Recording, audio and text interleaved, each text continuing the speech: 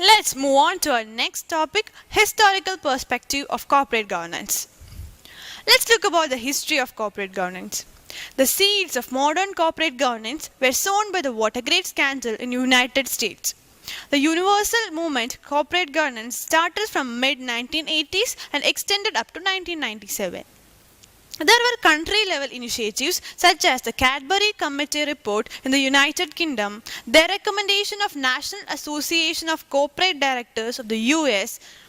The first major stimulus for corporate governance reform came after the Southeast and East Asian crisis of 1997 to 1998. During this period, healthy, rapidly growing, export-driven economies were going into financial crisis.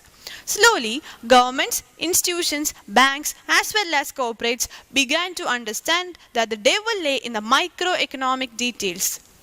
That is, the transaction between companies, banks, financial organizations, and capital markets.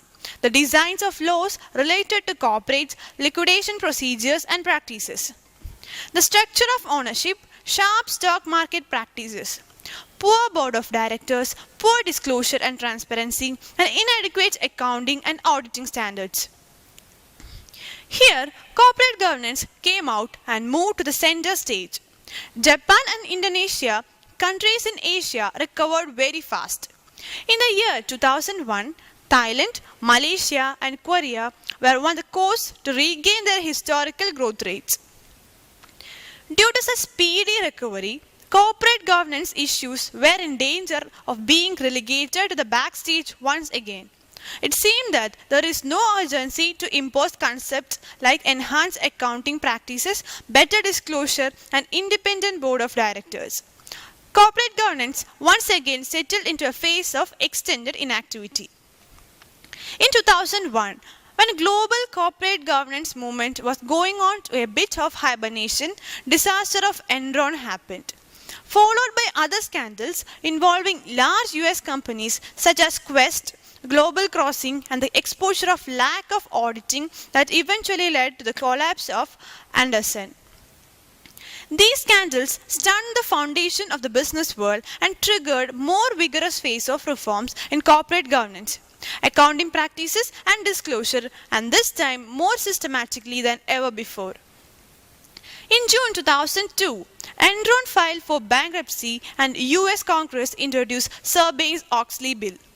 This piece of legislation called SOX brought with fundamental changes in the area of corporate governance, specifically for factors related to auditor independence, conflict of interest, and corporate responsibility, and enhanced financial disclosures.